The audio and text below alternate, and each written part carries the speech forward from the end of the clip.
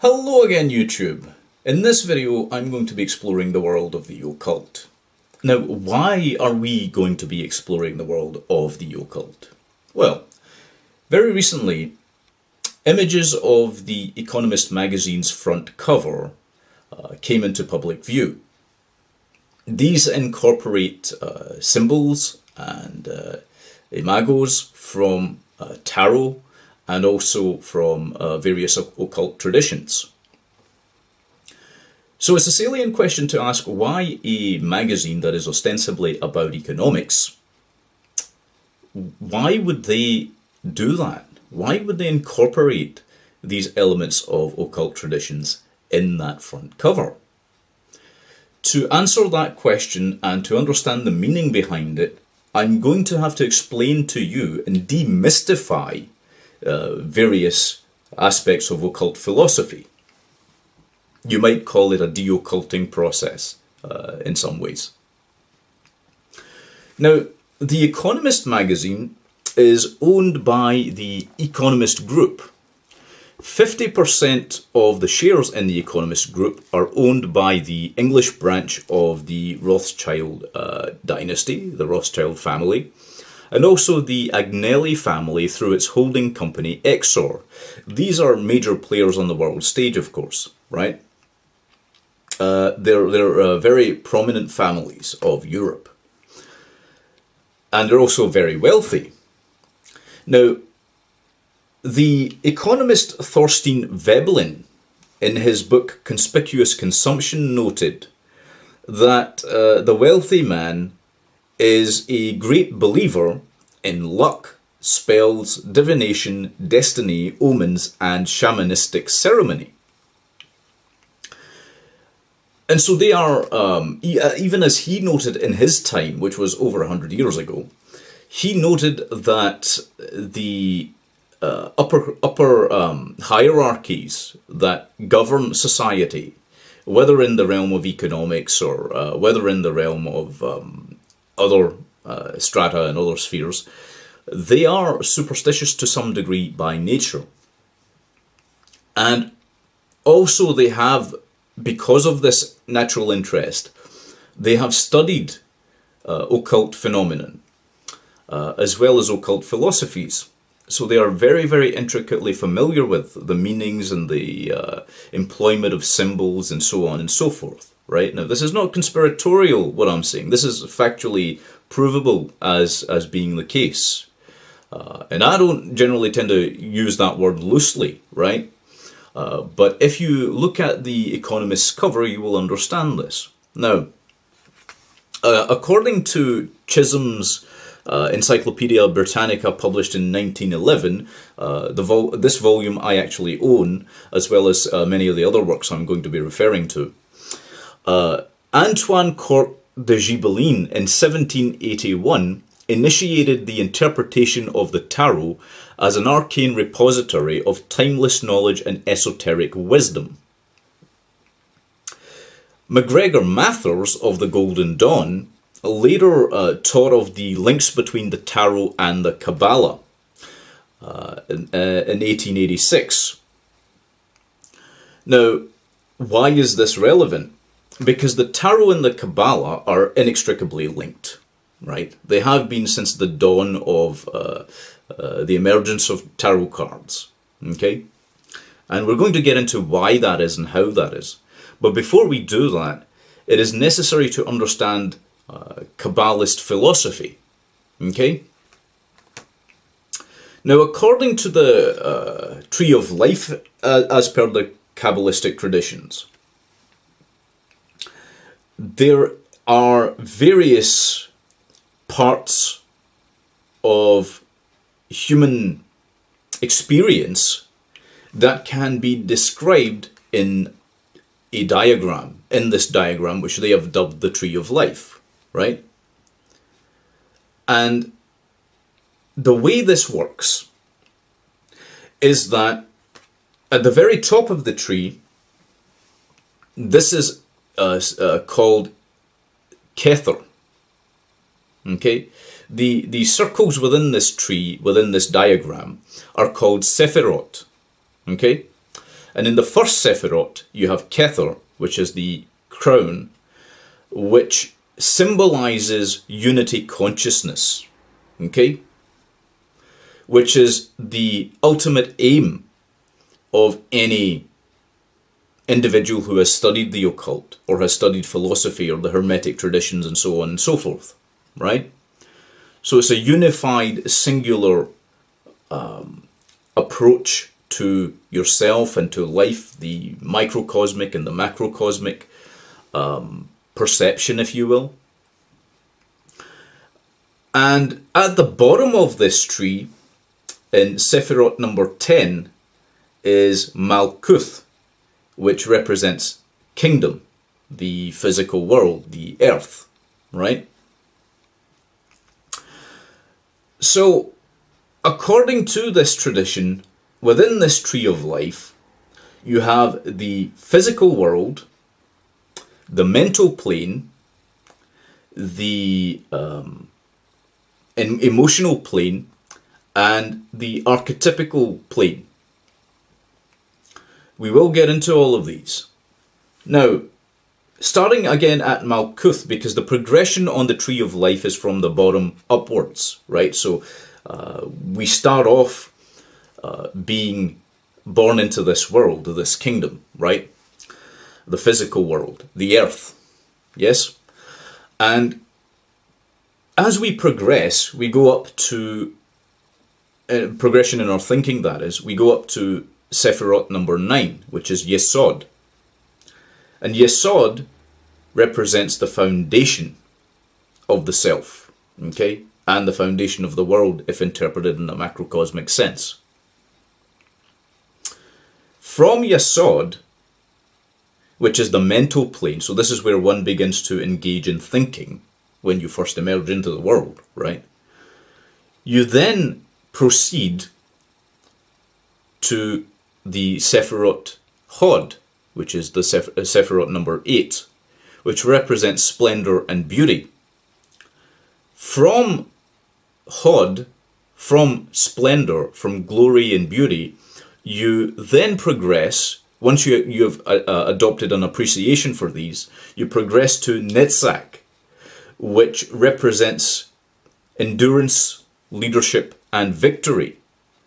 It's sort of the inner strength of an individual, if you will, okay? Which you again develop as you progress in life.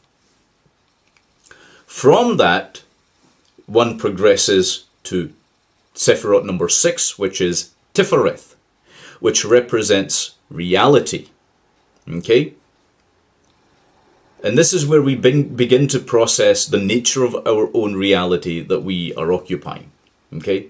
This is, you might call it the Sephiroth of objective truth, okay? This would incorporate things like the scientific method and so forth. From Tifereth, one progresses to Gebora, or Gevora, depending on how you pronounce it, which is Sephiroth number 5. This represents strength and courage, okay? From this, one traverses through the stages of life to Hesod, which is Sephiroth number 4, which represents kindness, love, and mercy. I spoke about the importance of many of these things in my previous video, which explored psychoanalytic theory, okay? We will sort of touch on that again through this presentation, if you will. So from Hesod, one then goes through what is interpreted as Da'ath, which is the knowledge of the unseen, okay? Now, this is where we start to question the nature of those things which we cannot observe directly. Forms and thoughts, essentially, okay? And through that progression, we then come to Sephiroth number 3, which is Binah, okay? And Binah represents understanding, okay? So we incorporate our total knowledge of all the things we've learned through our life, and when we reach the Sephiroth of understanding, we then begin to process that information and understand it by definition. Then we progress to Sephirot number 2, which is Chokmah, which is interpreted as wisdom. Okay? Now there's a great deal of difference between understanding something and having wisdom about that something. What is the difference? Well, with understanding, you're just processing it mentally, okay? You might even say you're processing it on an emotional level, as well as perhaps even, if one dare use the term, spiritual, right? The understanding part is incorporating information. Wisdom is the application of information. So, for example, if you know how to make a pot of tea, okay, that's understanding. Knowing the methodology is understanding. The wisdom is in doing it, right? So you go and you make the tea. Then you progress from Chokmah, which is wisdom, which is when you start to implement your understanding, to Keter, which is the crown, which is unity consciousness, right? So once you've implemented the understanding of any area of your expertise, you then begin to be able to unify your thinking, solidify your thinking around that. Okay, you begin to develop a mental picture, right? And you focus your attentions towards that. So these are the basics of the tree of life. Above the tree of life, you have what was known in Kabbalistic tradition as Ein Sof Or, which is boundless light. Okay, the belief was that everything that is in material existence stemmed from light. This is very also heavily incorporated into biblical tradition as well. We know how necessary photons are, for example, in the modern scientific realm to reality and its existence, as well as other electromagnetic phenomena. Ein Sof is seen as the boundless, beyond the boundless light, right? So this is a step further beyond that which we can understand fully. And then Ein represents nothing or nothingness. Now this is very interesting just on a philosophical level, because if all things stemmed from nothing, i.e. if something came from nothing, then that nothing, the nothingness, is the origin of all things. Okay? And physics, of course, takes that worldview, right? Modern day physics has come to this conclusion that all things have come from nothing, right? But it's important to understand the definition of nothing and the relationships between something and nothing existing. Now, these are very, very complex, so I won't get to cover this fully here. But the very fact that there is nothing demands that there be something. Okay? There's a mathematical relationship between the two. The nothingness demands that something exists. Now, Lawrence Krauss, the physicist, has explored this concept. So I would encourage you to look into his work if you're of a scientific or physicist bent, really. Okay? But it is interesting that the Kabbalists had incorporated these ideas quite a length of time ago. And so, regardless of how one views existence and how it came into being and what it is, what we can see at the very least is that the Kabbalistic tree of life guides us towards what later became interpreted through alchemy, the alchemical traditions, as the philosopher's stone. Now, I'm merely going to be touching on some of these subjects rather than explaining them in depth here. And the reason for this is because they are too extensive to cover. Okay, I wouldn't be doing them justice if I went into them here in this video, right? But the alchemical process was noted by Carl Jung, the psychologist, as representing a psychological journey. And he did some great work in his book Psychology and Alchemy with regards to this. Now, getting back onto the Tree of Life, the Tree of Life also has incorporated with it tarot cards. Okay, as we explained earlier, MacGregor Mathis linked the tarot to the Kabbalah from ancient tradition since its inception. And Antoine Comte de Gibelin also came to a similar conclusion. Now, let's get into the incorporated tarot within the Kabbalistic Tree of Life. So Malkuth, which is where we begin our journey as we journey forward in this philosophical journey of ours, in this psychological journey of ours, is represented, so Sephiroth 10, Malkuth, kingdom, is represented in the tarot on a microcosmic scale, i.e. relating to the individual, by the Wheel of Fortune. On a macrocosmic level, it's represented by the tarot card Judgment. Okay?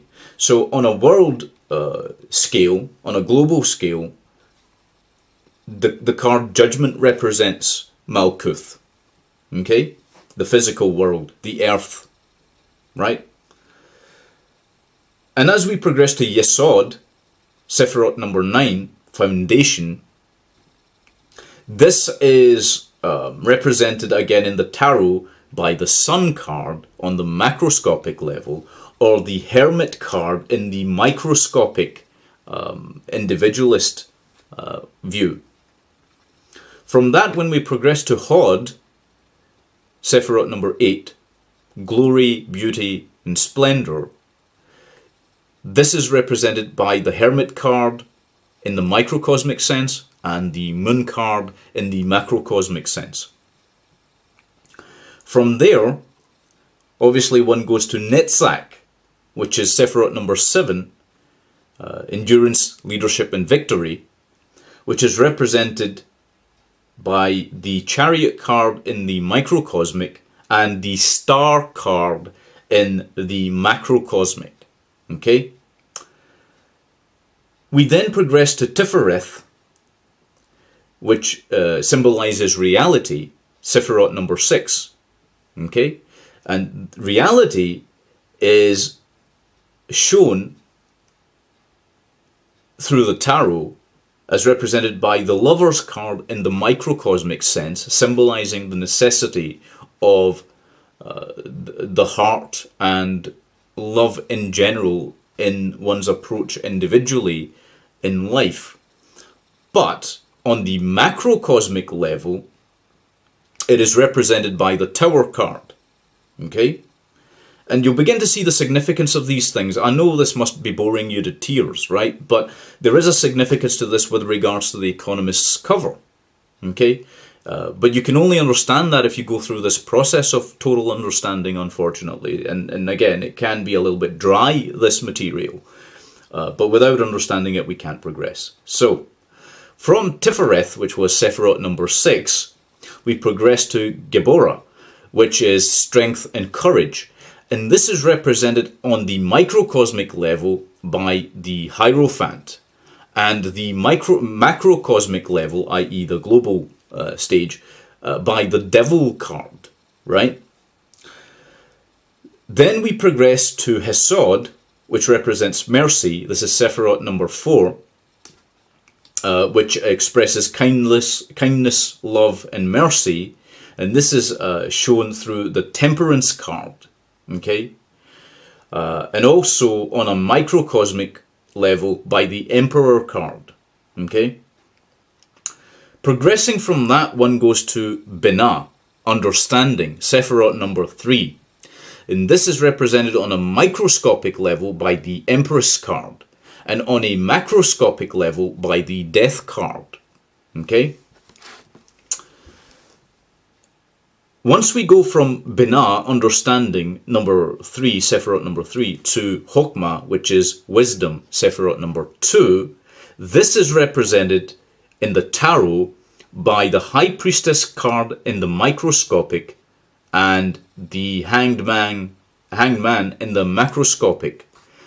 From that we go up to Kether, which is the crown, which is symbolized in the tarot again by the Magician card in the microscopic and the Justice card in the macroscopic.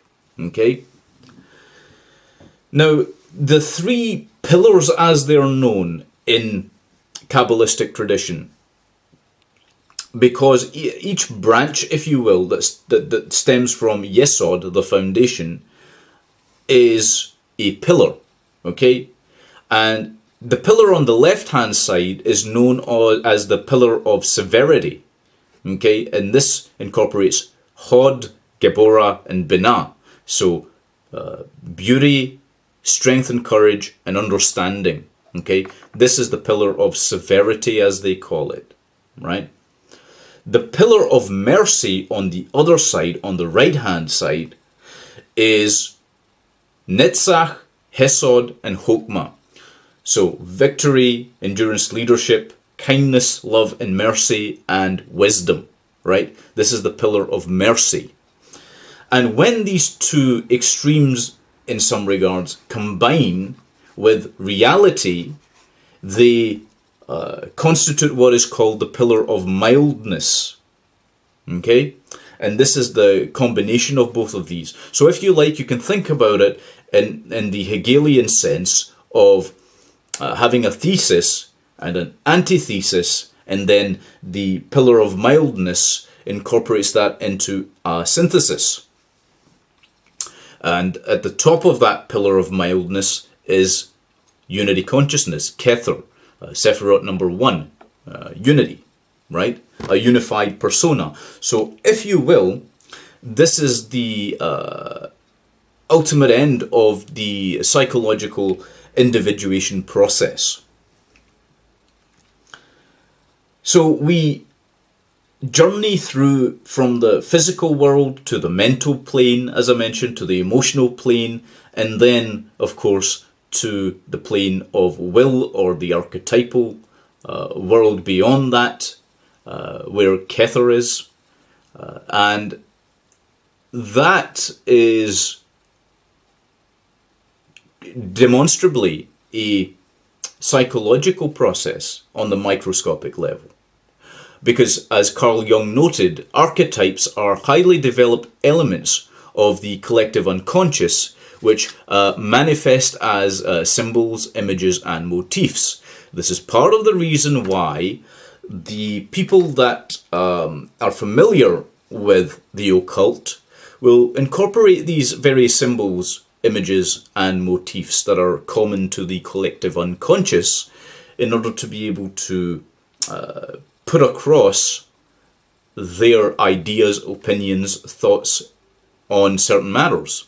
Okay? And of course, as we can gauge from the Economist's cover, those who own the Economist, those who publish the magazine, they are very, very familiar with these concepts. How do we know that? Well, because on the 2017 cover, as I mentioned, you had the Tower card, the Judgment card, the World card, the Hermit card, the Death card, the Magician card, the Wheel of Fortune, and the Star card. Now I'm going to get into what each of these means given this context of the Kabbalistic traditions, okay? So we are going to do that. This will bring clarity to the meaning of it all. No one else has done this as far as I know, and the reason for that is because they are probably not as familiar as I am myself with these philosophies, these symbols, these images, just because I have had access to those works. In fact, I own them, right? MacGregor Mather's copy of the Golden Dawn's practices regarding the Tarot and the Kabbalah, and also, of course, his definitive works with regards to the Kabbalistic traditions. I also happen to own Eliphas Levi's works as well, not because there is anything there that I find believable in some sort of theological sense, or theosophical sense even, but because they do show the path with regards to how those symbols, images and motifs, archetypes, are used by those with that knowledge. If you want to tackle anything in life, you have to be familiar with the underpinning philosophies and the concepts, right? And this applies to virtually any form of thought, whether it be religion or whether it be things like this, the realm of the occult, if you will, as well, right? So let's go into what the Economist's cover was representing with all of this. So the Tower card, because it links to Tifereth, which is the 6th Sephiroth, this on the image itself you see communism on one side with the communist flag, and the Christian symbol, the cross, on the other side of a tower, right? This represents ideologies falling down. Okay, it represents the ideologies, both of these ideologies crumbling, right? And it's as simple as that. This is the reality, okay, because Tifereth represents reality. Communism and Christianity are falling as ideas, especially in the West, which is exactly what is symbolized in the further cards. Now, in the Judgment card which follows, Donald Trump is sitting upon the American flag and reigning over the US, okay, which is obviously fairly straightforward. But the reason why that is such a heavy-hitting image is because it is linked to Malkuth, or the Sephiroth number 10, which represents kingdom, okay?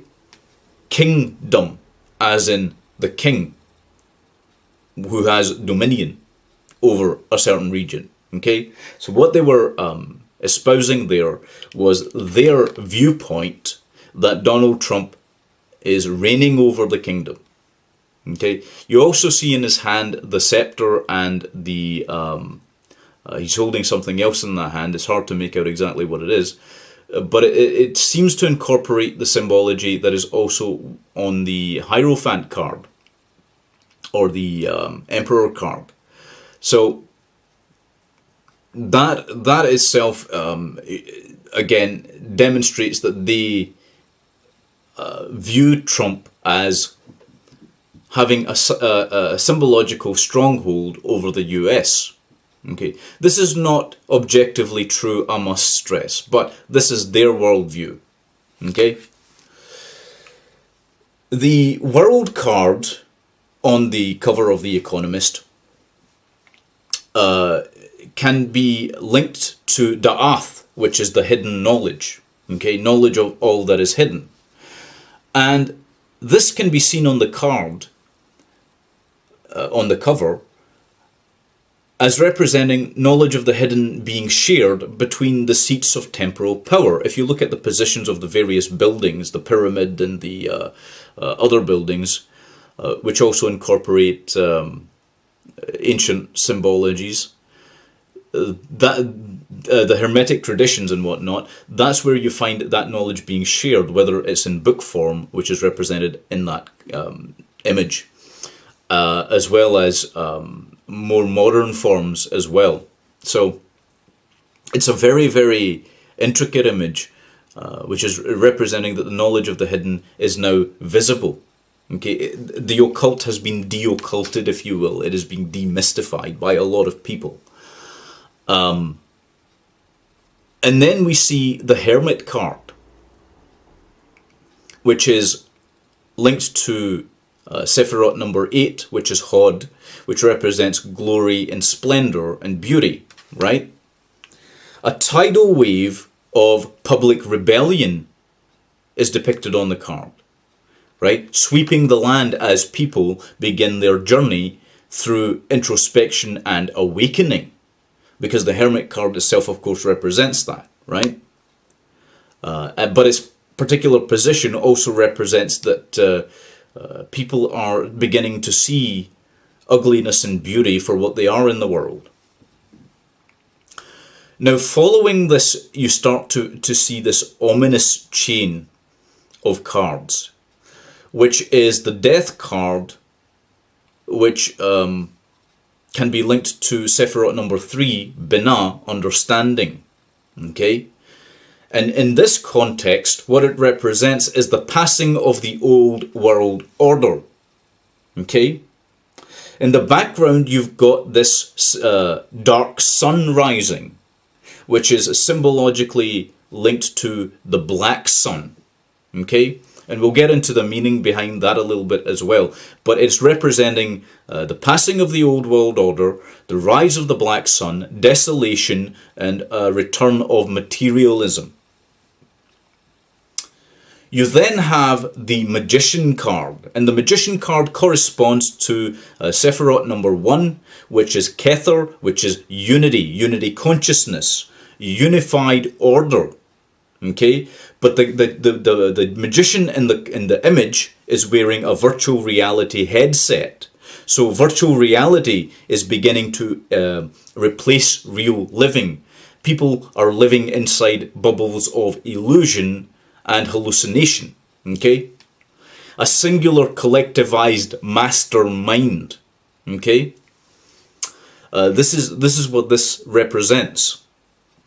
They are going to attempt, okay, and I'm citing this because of what they are saying, not because this is my point of view. They are saying in that cover of The Economist that they are going to do this. A singular collectivized mastermind, one mind, an overmind if you like, okay, that will link human beings to a false reality. The Wheel of Fortune, which follows on from that, represents, of course, Malkuth, which is Sephiroth number 10, which again corresponds to kingdom. Okay, so the dominion of a new king. This new kingdom, this cosmic change in global alliances, is not going to be for the better. Okay, this is the key point here. They will seek to undo any progress that human beings are looking to make in their thinking, in their clarity, in their consciousness, in their emotions, all of these various aspects of self. And that's plain to see from the symbology there as well. The next card that they have on that cover is the Star card. Now, the Star card corresponds to Netzach, Sephiroth number 7, which is representative of victory, okay, and also of leadership and endurance of the old powers in a new paradigm. So humanity is led astray by its idealism. This is something that the card itself also represents. So this is absolutely on point, to the point. Okay, that is the bulk total of what they are saying with that cover. Okay, so if you've had an interest in that cover and you've wanted to understand the meaning behind it, I have just explained it to you fully, completely, citing the sources for these conclusions. Right now, what I am also going to do from beyond this point is to go into a little bit more detail with regards to certain elements that are mentioned through that, such as the black sun. Okay, now a lot of people won't understand that, right? The black sun is representative of the darker Kabbalistic traditions. Okay?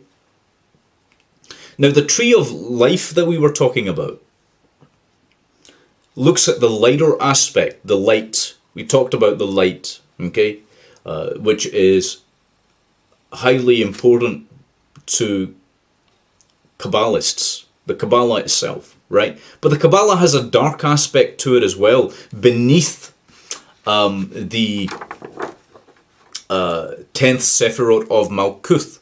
So beneath our kingdom, the physical world, the earth, it looks at something called the inverse fifth dimension. Okay, this is metaphorical. This is not to be taken as literally true, right? Just like all the other things inside the Kabbalah are metaphors. Because it was an exoteric, hermetic philosophy, right? Within that inverse fifth dimension is what they call the Klipothic dimension, right? I.e. Klipothic forms of thought. Okay? What does that mean? Let me expound on that a little bit so that you don't get led astray by people who perhaps are not familiar with these concepts properly. Now, Klipothic thought forms. The word Klipoth itself means shells or husks. Okay? Now, when one does not go through the process of self-illumination or self-understanding or philosophical and psychological individuation so that one comes to a certain unified consciousness within yourself, not externally. The last thing you need is unified consciousness externally. Okay? The reason that there are reasons for that, and even the Kabbalah, the light side of the Kabbalah, explains this. Okay? But within yourself, you need to be unified and not in a state of duality, which we'll talk about later as well. Okay? Most people today, as a result of dark occultic symbols, thoughts, ideas, philosophies, have become empty shells or husks. Okay? Because they've given into a unified, singular lack of consciousness, I could call it. Okay, collectivism. That's what we're really talking about. Collectivism, right? Collectivism is very, very dangerous because at the center of it is duality. Bizarrely, believe it or not. Now, and the reason for that is because you cannot hold two simultaneous thoughts in your head which are contradictory. It contravenes the Aristotle's law of logic, right? Principles of logic. So, if you disagree with the collective and you're trying to hold that thought in your mind whilst being part of the collective, it will drive you insane. Okay? So this is why dualistic nature is dangerous. And also if one is dualistic inside oneself, that can be highly destructive as well. Okay? But in terms of the Klipoths, they have not gone through the process of ascending within the Kabbalistic traditions, the Kabbalistic tree of life. They haven't ascended through these processes where you need to combine these various aspects of self, right? They haven't done that. In short, they haven't done the psychological work on themselves that's necessary for balance. These are the things I spoke about in the previous video slightly, okay? You need balance in this life. You need love, emotion, care, true care, but you also need a certain amount of, as I stated in the pillar of severity, logic, rationality, understanding, all these various facets of the mind, right? You need those as well. Anyone who's imbalanced in these regards ends up in the Klipothic realm where there's a descent in the tree of life, okay? So what do we mean by this descent? Well, in this inverse descent of the individual, you have a whole different tree of death, as they call it, soul death, okay? or psychological death, death of the psyche, which starts at Thamiel, which represents duality, okay, and then descends downwards. You don't ascend necessarily up the tree of death, okay? You descend downwards in that. So you go from Thaniel, duality, to Chaigidel, which is confusion and emptiness, okay? Confusion, emptiness then leads to concealment of true knowledge, concealment of understanding, which is Sephiroth number 3 inside the tree of death, which is represented by Satariel, okay? From that, Da'ath, then that which is hidden, right, represents ignorance, okay? Being ignorant of the known knowns and the unknown unknowns, if you like, right? You just become ignorant of everything. And you descend downwards to Gamchikoth, which is Sephiroth number 4 on the tree of death, which represents being a devourer, being wasteful, okay? The progression then goes to Golachab, which represents destruction, enforced will, domination, injustice, and we could see this obviously within many people today. This then descends to Tagarion, which is grief, tears, ugliness, death, and generally revolting themes, if you will, in the imagery. You then descend to Harab Serapel, which is representative of rejection of one's own self and one's own kind. Okay, basically you end up hating humanity. This is what happens. One becomes nihilistic in nature as a result. This then progresses to Sephiroth number 8 on the tree of death, which is Samiel, the desolation of God, as they called it in the original Hebrew, which represents failure, feeling as if you've fallen from your higher self, the sacrifice of the inner child, if you will. Okay, it's pretty horrific stuff from a psychological standpoint. You then descend to Gamaliel, which means the pollution of all that is holy. Okay, the pollution of God, as they called it in the Hebrew. I mean, well, they didn't call it that in the Hebrew, but that would be the interpretation, of course, in our English, as it were. From that, one descends to Nehemoth, representing fear, nightmares, and general whispers that disturb the mind. Okay, voices in your head, so to speak, that are they could be of a schizophrenic nature, of course, but more likely they are the voices of self-doubt and self-hatred and anger and all these other things that we see, and so on. So, why am I explaining all of that? Because in place of the Sephiroth Tifereth, which represented reality, okay, you have Sephiroth number 6 there, Tagarion, which represents grief and tears and ugliness and death as your reality, okay? And that is represented by the sun, the black sun. Not the sun, but the black sun, okay? Which is the imagery we saw on the Economist's cover.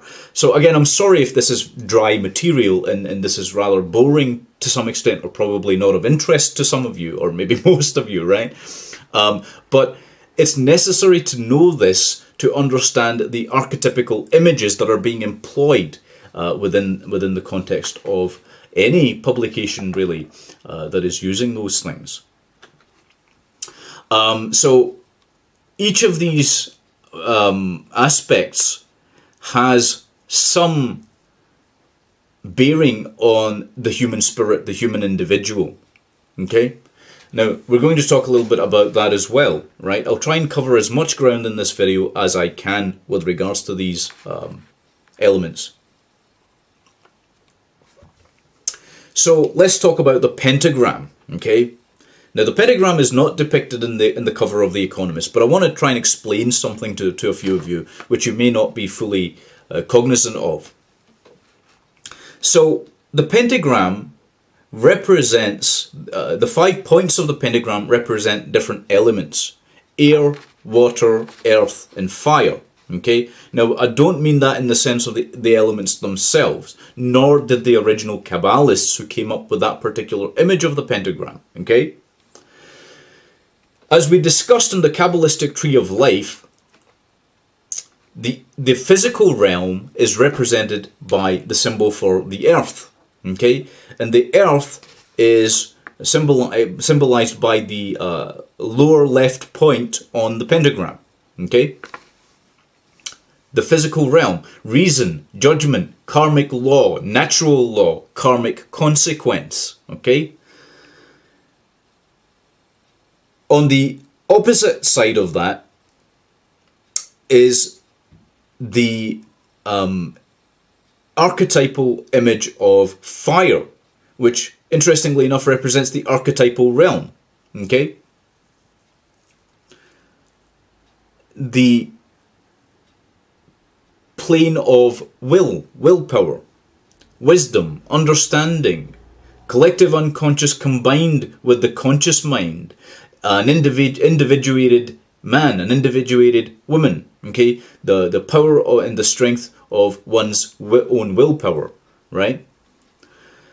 Following on from that, on the top right, the point on the top right of the pentagram represents water, and water is representative of the emotional plane on the tree of life, representing kindness, love, mercy, courage, strength, all of these various aspects of self, the emotions, right?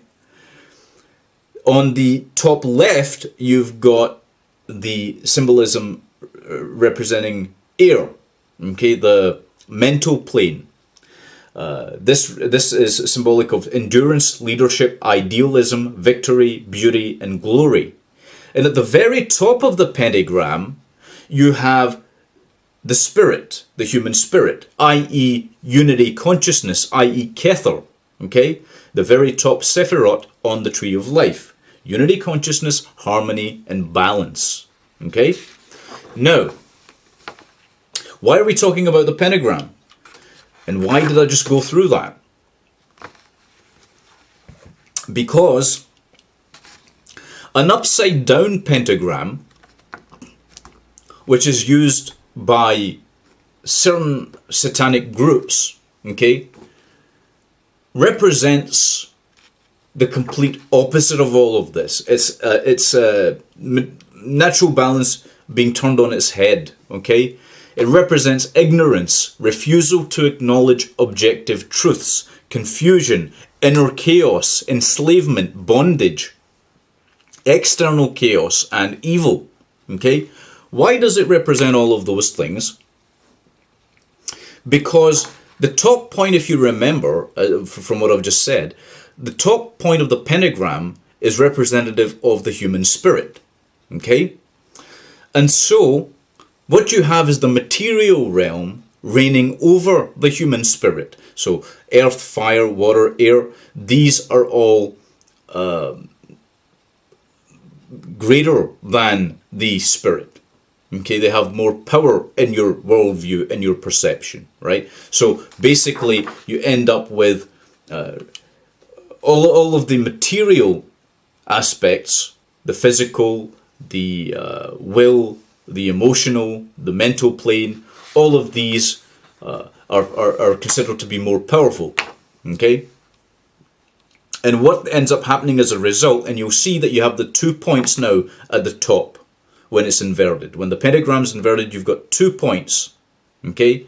And that is because it represents that state of duality we were talking about. Imbalance, materialism over mercy, irrationality, total control over the will of lesser beings, okay? So people who don't have any philosophical, psychological, scientific, or occult knowledge are deemed to be lesser beings by those who implement that particular symbol, the upside down pentagram, okay? And that is the reason why the Satanists use it, because they are eugenicists, They believe in the concept of eugenics. I can read you those passages again straight out of Peter Gilmore's book, which I own. They also are great believers in dominance over the lesser individuals. Okay, so this is the symbology behind many of the occult groups and the occult philosophies that are out there. And so by becoming familiar with these things, we can begin to understand what they are seeing in their symbology, what they are seeing in their publications, the archetypal images that they are employing. Okay? And there are many of these kinds of images around. And this is also, this manifests in media as well. Okay, all realms of media, not just published media, but films and television and things like this as well. I mean, they are used in ways that most people can't imagine, and it's not because there's anything. And this is a misconception I want to unburden you of. Okay, these symbols aren't used because they have some strange, supernatural, magical, mystical powers. Okay, the symbols alone don't have any power over you, right? But they are used because they represent the philosophies and the thinking of the people behind them. And you can see a lot of this symbolism that's incorporated into a lot of the mediums. And some of it is actually astrological and planetary. Okay, so for example, with Sephiroth number 3, which is Binah, understanding, you've got Saturn representing that. That's why you find a lot of Saturn symbolism in things that necessitate the image of understanding. Okay, you've got Neptune oftentimes symbolizing Kether, which is unity. Okay, so if they want to project the concept of unity, they will employ something symbolic of Neptune. If they want to get across the idea of wisdom, you'll find them using the same images as they would for Uranus, the planet Uranus. It's difficult to say that without slipping up, really. But with Geborah, for example, that's oftentimes represented, i.e. strength and courage, represented by the planet Mars, or the symbol for Mars. Okay? Hesod is represented, i.e. mercy, is represented by Jupiter, okay, or oftentimes also interchangeably with Ishtar, okay, and Ishtar, of course, was often depicted with owls and so forth as well. So there's a lot of symbolism in these things. Sephiroth number 6, which is Tifereth, is represented by the golden sun, okay. You've got Hod, represented by Mercury. You've got Netzach, which is Sephiroth number 7, represented by Venus. And of course you've got Yesod, represented by the moon. And then Malkuth, which is the physical realm, represented by the same alchemical symbols as for Earth, because it represents the physical plane, the physical Earth. So don't be surprised if you find many of these symbols incorporated into the mediums that you see. You will now have a key to interpreting them.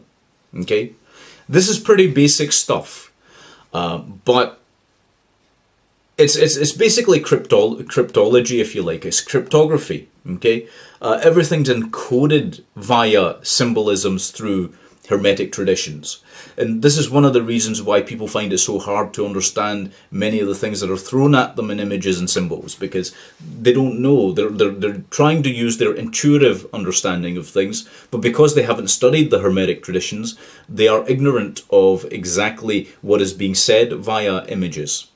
So I'll leave it there for this video, except to say one small thing, which is that don't be put off by people who tell you not to study the occult, okay?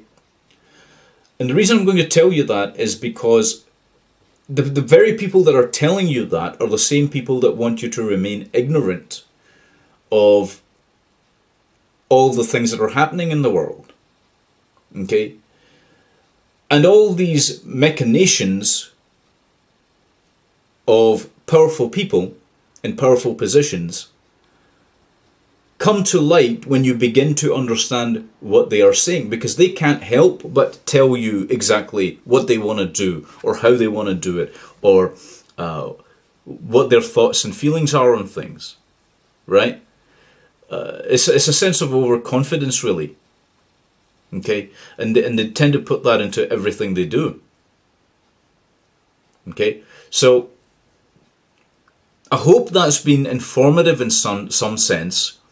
It's not a topic or subject that I was really looking to cover because of the depth of the material, right?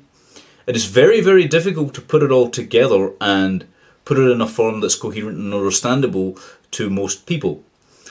Just because all of these things that I've just told you about are found in so many different texts. They're spread out all over. And so putting it all together takes time. But I'm glad I did that, and I hope that you guys get something out of this, and that you continue to explore these concepts. Okay? But that's been my video for demystifying the occult, and I will talk to you again in perhaps the next video. Take good care.